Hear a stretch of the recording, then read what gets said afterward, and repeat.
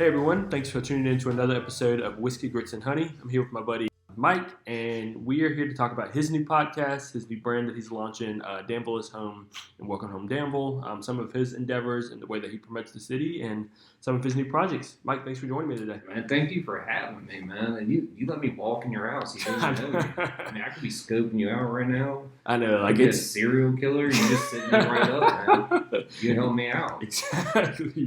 All right, so tell us a little bit about yourself, where you're from, what you do. Well, I'm from Danville. I'd like to say I didn't grow up here all my life, but I left from like kindergarten until I think I come back in 7th grade and come to Westwood.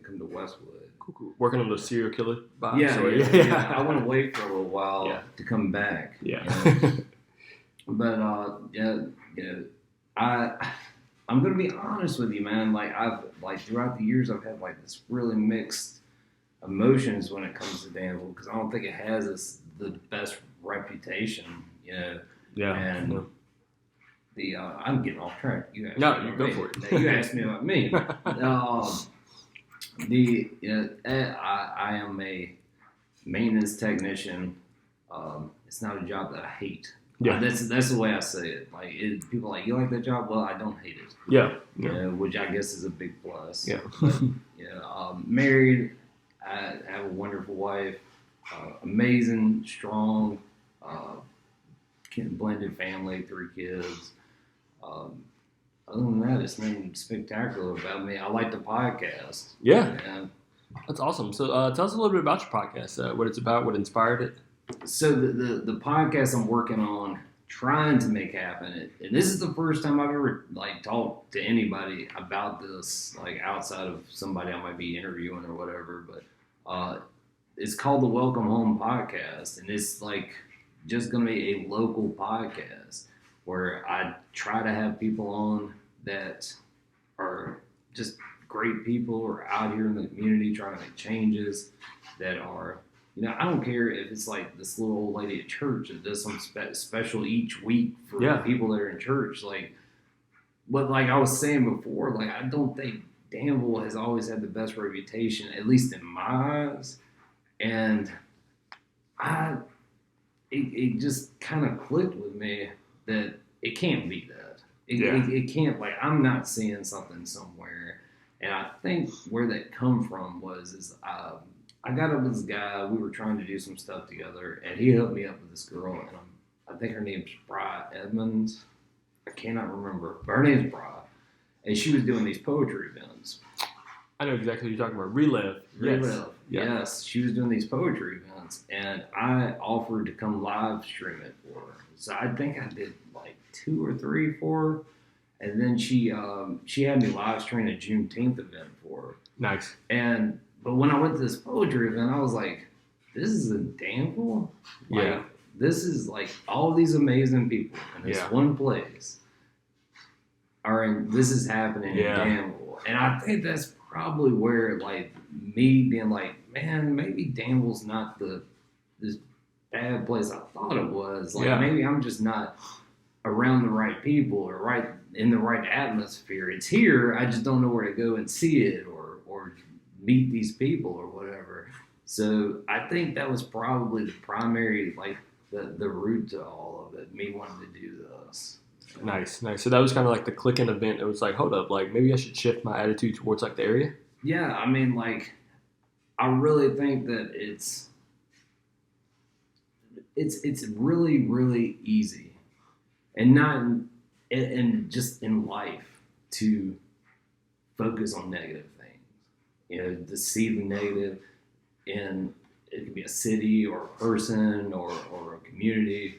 And I think that sometimes you have to kind of work hard to maybe see the positive, or maybe you're just not looking in the right direction or whatever. And I think that was kind of me. And I'm thinking a lot of people I think have that attitude towards Danville. It's they're just not looking at the right place. They're seeing something bad on the news or something bad on social media. Exactly. Or they heard that this happened. Yeah. The great things that are happening. For sure. Yeah. So what are some of your favorite characteristics about this region? Man, I love I love the outdoors. I love just being able to walk, and I love the walking trail here. And I think it may not be something big, but I think it's great. I do too. And I love being right here on the river. I mean, that's cool. Mm-hmm. But I mean, outside of that, like, you know, the further you go out from Danville, when you leave out from Danville, you know, you get some mountains and stuff like that, and I love all that. Yeah, it's a very like travelable city. Like you're an hour away from the city, like an hour and a half from here. Like it's a great city to like travel from if you're looking for like big city or if you need to go to the beach. I think it's like perfect distance from like all those places. Yeah, most definitely. Yeah. So again, in trying to like rebrand how we feel about Danville, instead of saying what do you hate about the region, I try to say like what areas need more love. So what areas do you think need more love in this area? I don't like back like just because of like I view everything differently. Mm-hmm. I think it's more like not just a specific area, but maybe a specific group of people. Like, you know, really the one thing I don't really see that Danville has is just like, and they're getting it, but it's just a spot for like just kids to be, man. I agree. You know, like. I'm more worried about like the people than the area. Mm-hmm. Yeah, I love for Danville to have like healthy places for kids to go, and I think they're getting some stuff. Yeah, but if anything, I think that would help areas. So maybe just areas that are more like predominantly that have more kids. Yeah, you know? And not just like children, but like older kids. Yeah, yeah.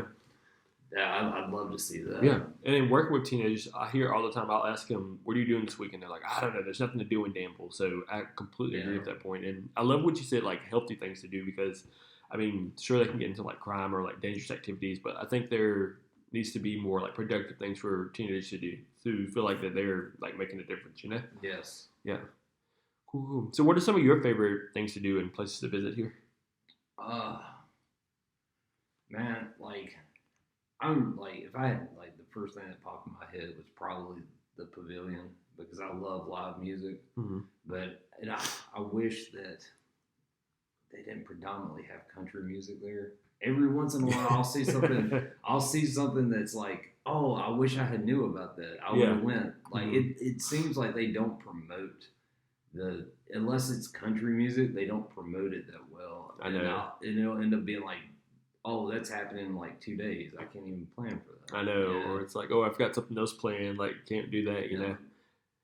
Most definitely wish they would get away from the country music. I mean, I have nothing against country music. Like, it's some of it I like. But it's like, man, why do we have to have like 10 bands like this year that's all country music? I know.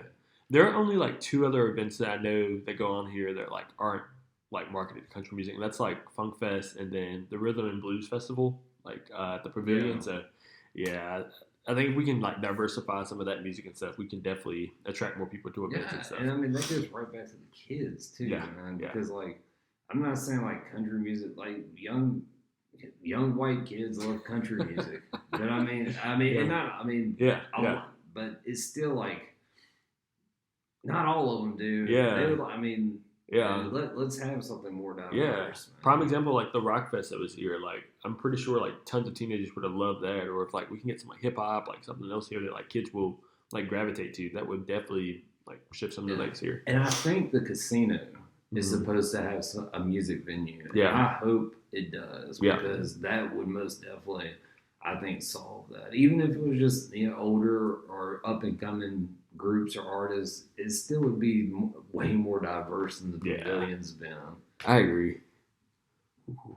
What inspires you to like begin this movement? This like Danville is home, like welcome home. Like I know we touched on it a little bit, but when did you know that you wanted to start a podcast about it and like start this website, create like a brand out of it? Like I love podcasting, and I've had a couple failed podcasts, and it is, I wouldn't say failed. It was like, I sat there and I did it, and I'm like, man, this just feels like it's not going anywhere. It really doesn't feel like it has a rhyme and reason to it. It doesn't have like this, like a heart to it. Yeah. And I thought about doing this for a while. Hopefully it does happen because I'm like pushing and trying to figure out the best way to do it and make it the best it can be. But like I said, when I seen like the poetry events, and I was like, man, this does have something to it. If I can make this happen, and I guess that's like the motivation. I think a big part of it is like me just trying to kind of like prove to myself, like, man, this place is not all that bad. It really isn't. And I thought it would be interesting to do it and meet new people. So that's how we connected, I mean, otherwise, and I don't think a lot of people realize, like, if you podcast, you get to like network. It's more than just networking. Yeah. You get to meet people. Yeah. So here I am. If I hadn't reached out to you, I didn't even reach out to you. Yeah. Like, please, share that. I didn't even reach out to you. So, like, the idea popped up in my head, and I was like, well, I don't know. I, like, literally don't know anybody. Like, I don't, like, I'm not a very social, like, I wouldn't say I'm not a very social guy, but I don't go out. I don't do a whole lot. So I'm like, well, I have, like, a handful of people I can think of that I could do, like, have on here.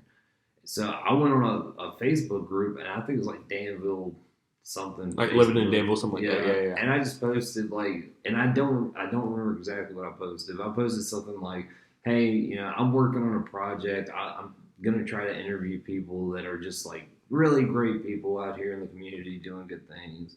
And within like, it had over 150 something comments in like a day. And your name popped up a bunch. And so I scrolled through there. I was like, all right, I don't know who this Corey guy is, but I'm going to have to reach out to him because there's a lot of people that already like him. Shows that people have terrible taste. But man, it's like, that's what podcasting to me is. It's like, if I hadn't done that, we wouldn't be sitting here right now talking. Exactly, yeah. And again, I appreciate the connection and stuff. So where do you see this, like, for going in the future? Like, what do you want? Like, ideally, where would this go for you? Man, I would like for this to maybe, like, I love podcasting. I would like it to be more than just a hobby one day. That's big, like a big dream, I guess. Mm-hmm. But, at bare minimum, man, I'd just like to have something that, like, people can be like, look, man, like, nobody knew who Corey was, or like I didn't know who Corey was, but you know what? I listened to this podcast. I found out about this Corey guy. You know, like I didn't know this guy was out here doing X, Y, and Z. Mm-hmm. Like this is really cool. Mm-hmm. Awesome. So, what is some advice that you can give people to like fall in love more with their city and stuff, or advocate more for their city? Man, like, don't hate on it. Like, don't look at the negative stuff, man. Like, try to look at the positives, man. Like, I told you that I sat down with the Catherine Carter, mm-hmm. who owns the Dog Ear page. I sat down, did an episode with her, and if you don't pay attention, if you don't stop and just maybe look at stuff sometimes, like I've seen everything they've done downtown. Yeah, I drive through there a bunch. But the day that I talked with her, we did it at her bookstore. Mm-hmm. And we have a parking garage. Danville has a parking garage. A free parking garage. Yes. Let me add to that. Yeah. And I pulled up, I parked in the parking garage. And I was like, well, I'll just walk to the store. So I'm walking up to the store, and I did not realize that Danville had these scooters now. Yeah, the bird scooters. I'm walking through there, and at first I kind of laughed. I was like, "Really, we're gonna have those?" And I was walking up to the bookstore, and I was like, "This really feels like it's not like downtown in a big town or city, but it has a vibe to it, man. Yeah. Like I could feel it. And I'm like, if you don't just kind of stop and look like, hey, yeah, we're not like downtown Charlotte or Orlando or whatever, but we have our own little thing. Yeah. And like if you stop and just look at it and kind of appreciate it for what it is, then fight for that, man. Yeah. Like, if you're gonna advocate, like, hey, advocate for what you have. I love that. Yeah. It's like its own personality, We're not trying to be, like you said, Charlotte, Orlando, something else. Like, we're this down home, like, just small town with, like, it's up and coming, got its own personality, but like people are falling in love with it. So I agree with you. Yeah, and look, as soon as I seen, because my buddy lives in Orlando, and he was telling me about the scooters. Like I went down there like this maybe a year or two, a couple of years ago. I went down there and we went to like downtown, and they had all these scooters. People were riding around. I'm like, wow, this is crazy. He's like, yeah, they usually just end up in a pond somewhere. And I'm like, oh god. Yeah. And as soon as I seen them downtown, I was like, they're gonna end up in the river. Yeah. So far, I've seen like success rate. Like I haven't heard like anything terrible happening to them. So Yeah, I don't know, we'll see. and I've never seen the bikes before. Oh yeah, they're nice I've too. never seen those anywhere else, and Uh-huh. those are really cool. Mm-hmm. Yeah, that hey, you don't have to have you don't have to have a bike. You don't have to have a car to have a bike. I mean, to transport the bike, you can get downtown, just get a bike and ride it around. For sure. Awesome. So, can you give a plug for your podcast? How can we follow you and look for your stuff? Well, at the moment, there is no. Oh. Can't find the audio because it hasn't come out yet. But initially, what I plan on doing is having enough episodes to release this in seasons. Okay. Where it's hard to it's hard to stay on a consistent basis releasing episodes. So I was like, you know what, I'm gonna try this in a way like we're doing seasons. I'm gonna do one season, say, hey, we're doing a season, it's this many episodes, and then after that try to start work on the second one. Yeah. But I do at the moment, the domain name is danvilleshome.com. You can check it out. There's nothing really to check out, but and it is on Facebook. I haven't even tried to add people to it yet. So if you look up Danville is Home on Facebook, you can find it. Cool. Well, thanks again, Mike, for joining us today and talking about your podcast and your upcoming project. Yeah, man. Thank you. So stay tuned for the next episode.